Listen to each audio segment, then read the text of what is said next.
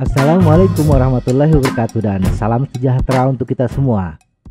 Bersepeda memang lagi populer, apalagi di masa pandemi seperti ini. Maka tak heran, banyak yang tertarik untuk mencoba bersepeda.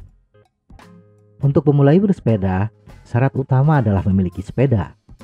Membeli sepeda tidak sesederhana seperti membeli alat olahraga yang lain, karena banyak hal yang harus menjadi pertimbangan. Mulai dari jenis sepeda, kemampuan keuangan dan fisik pesepeda, sampai urusan ukuran pun harus kita perhatikan. Apalagi bagi pesepeda pemula, jarang yang membeli sepeda dua sekaligus. Sementara, sepeda penggunaannya terbatas untuk medan tertentu dan kondisi tertentu. Berikut ini sedikit panduan untuk membeli sepeda baru.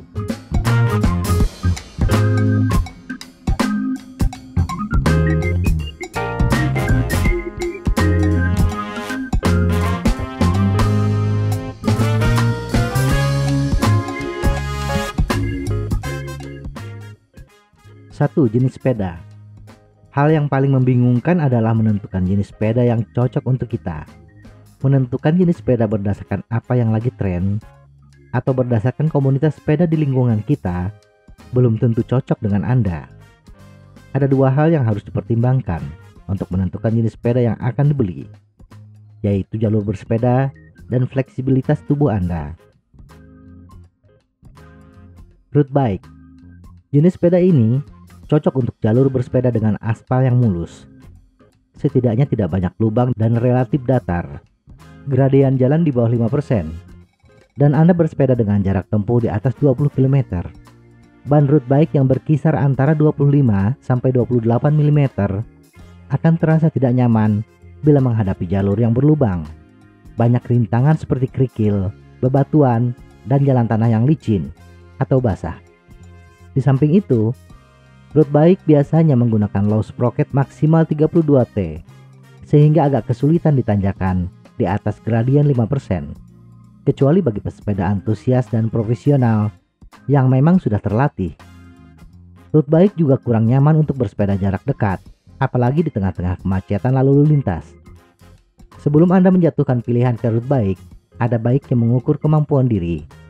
Apakah Anda terbiasa dengan posisi duduk yang aerodinamis, lebih membungkuk, keseimbangan yang bagus, dan menyukai kecepatan? Posisi aerodinamis dan keseimbangan yang bagus membutuhkan latihan yang lumayan lama, ditambah membiasakan diri menggunakan pedal clipless. Gravel. Bila semua syarat road bike selain jalur, aerodinamis, keseimbangan, terbiasa menggunakan pedal clipless, dan ingin bersepeda jarak jauh dengan cepat, tetapi terhambat oleh jalur yang tidak mulus, seperti jalan aspal yang terkelupas, di sana sini terdapat lubang kecil, atau jalur dengan rintangan kecil berupa kerikil dan lain-lain, maka solusinya adalah memilih sepeda gravel. Dengan sepeda gravel, Anda bisa menjelajah jalan perkotaan dan off-road ringan dengan nyaman dan cepat, walaupun kecepatannya di bawah road bike. Dan bagi yang mencintai kecepatan dan tanjakan, sepeda gravel lebih memungkinkan karena menggunakan low sprocket yang lebih besar dibandingkan road bike, sehingga bisa diandalkan untuk menghadapi tanjakan yang sedikit lebih curam, antara 5-10%. Hybrid. Sepeda ini gabungan antara sepeda MTB dengan road bike. Sepeda dengan geometri road bike tetapi menggunakan flat bar dan fork bersuspensi, ciri khas MTB, cocok untuk jalur perkotaan bagi yang tidak menyukai posisi yang aerodinamis dan kelenturan tubuh yang kurang. Posisi duduk yang lebih tegak dengan ban yang lebih lebar membuat kestabilan sepeda cukup baik, sehingga mempermudah pesepeda bermanuver di antara kepadatan lalu lintas dan menerobos trotoar yang tidak rata.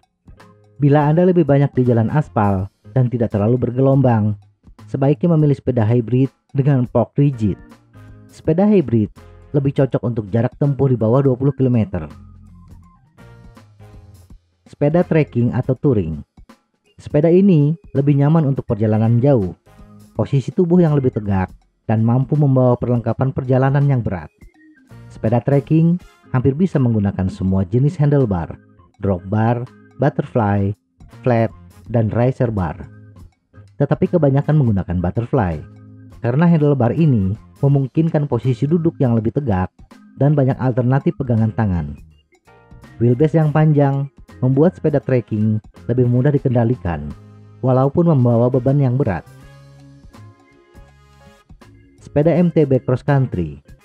Sepeda ini sangat populer di kalangan komunitas sepeda di Indonesia, walaupun jalur sepedanya adalah perkotaan. Tidak ada keharusan bahwa sepeda MTB Cross Country hanya untuk jalur off-road. Sepeda dengan geometri yang nyaman dan enak di tanjakan ini tidak ada salahnya digunakan untuk jalur perkotaan. Hanya saja harus disesuaikan lebar ban yang digunakan dan fork suspensinya harus terkunci, khususnya di jalur yang mulus. Jadi bila Anda memutuskan membeli jenis sepeda ini, bila memungkinkan, siapkan 2 buah wheelset biar tidak repot ganti ban. Satu dengan ban tipis untuk jalan aspal, baik perkotaan atau jalan ke gunung, dan wheelset yang lain dengan ban khusus off-road. Habitat asli dari sepeda MTB Cross Country adalah jalur setapak atau jalan tanah dengan bebatuan sedang atau makadam, baik basah maupun kering. Sepeda lipat. Bila acara bersepeda Anda adalah bike to work dengan berganti moda transportasi, sepeda lipat adalah pilihan yang tepat. Sepeda yang lebih nyaman dan tidak memakan tempat ketika kita berganti moda dari bersepeda, kemudian naik bus atau kereta komuter. Sepeda lipat pun bisa digunakan sebagai sepeda rekreasi, bersepeda keliling kota, bahkan untuk perjalanan jauh. Dan jangan heran bila teman satu rombongan yang menggunakan Sally tiba lebih dahulu di kota tujuan dibandingkan yang menggunakan sepeda trekking. Pengalaman pribadi, Sally naik bus. Tetapi bagi pesepeda pemula, hindari jalur turunan curam. Agak membutuhkan kesiapan mental yang bagus ketika di turunan. Kecepatan sepeda lebih banyak disebabkan oleh gravitasi. Dan antara sepeda besar dan Sally, kecepatannya sama untuk bobot yang sama, gaya tarik gravitasi. Dan sepeda dengan roda yang kecil akan berputar lebih banyak atau kencang dibandingkan sepeda dengan roda besar. Sedikit saja terantuk batu akan membahayakan pesepeda, khususnya bagi pemula. Sepeda kompot. Sepeda ini lebih populer dengan istilah sepeda mini, walaupun bentuknya tidak mini lagi. Sepeda ini paling nyaman untuk jalur perkotaan dengan jarak tempuh pendek, lebih stabil dibandingkan sepeda lainnya, dan lebih nyaman. Sepeda listrik. Sebenarnya sepeda listrik bukan jenis sepeda, karena hampir semua jenis sepeda, kecuali road bike, memiliki tipe sepeda listriknya. Baik sepeda hybrid, sepeda trekking, sepeda gravel, sepeda gunung, maupun sepeda lipat. Sepeda listrik adalah sebuah kompromi bagi pesepeda yang ingin bersepeda jauh atau menjelajah jalur gunung dengan tanjakan yang curam, tetapi memiliki keterbatasan dari segi tenaga dan memiliki kelebihan dari segi keuangan. Pertimbangkan anggaran Anda. Berbicara mengenai anggaran, bukan berarti yang membeli sepeda murah tidak memiliki uang yang banyak. Bisa jadi, sepeda bukan prioritas dia, tetapi hanya sekadar mencoba dan bersosialisasi. Bila Anda sudah menentukan jenis sepeda mana yang cocok untuk Anda dan jalur bersepeda Anda, hal kedua yang perlu dipertimbangkan adalah berapa anggaran yang Anda sediakan. Sepeda dengan budget 5 juta ke bawah dan jalur bersepedanya kebanyakan di jalur datar, sebaiknya memilih sepeda dengan frame steel. Di samping murah, sepeda steel lebih kuat dan tahan lama. Memang betul, sepeda dengan bahan steel lebih berat, tetapi bila bersepeda di jalur yang datar, bobot sepeda tidak terlalu berpengaruh signifikan. Membeli sepeda di bawah 5 juta dengan bahan aluminium, kualitasnya diragukan. Jangan sampai hanya dipakai sebulan, sepeda sudah rusak. Sedangkan bila budget Anda antara 5 juta sampai dengan 15 juta, pilihan yang terbaik adalah sepeda dengan frame aluminium.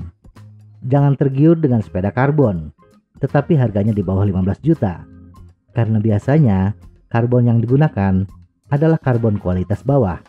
Sedangkan bila anggaran Anda tidak terbatas, pertimbangkan kembali kemampuan fisik Anda.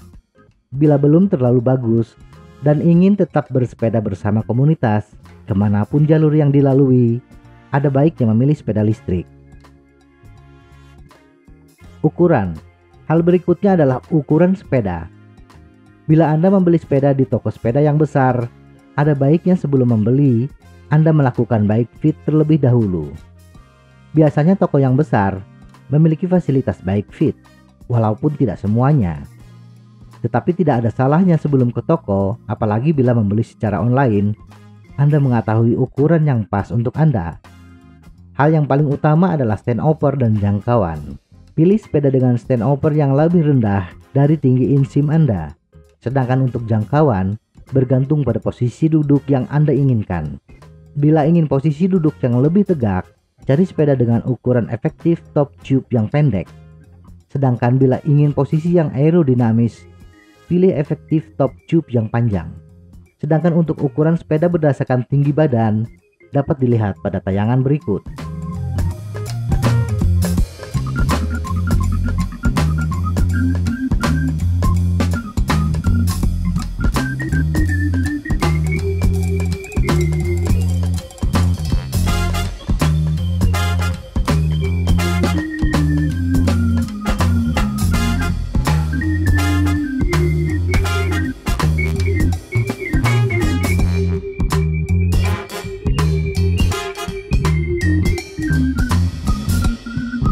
Semoga informasi ini bermanfaat. Tetap sehat. Salam goes.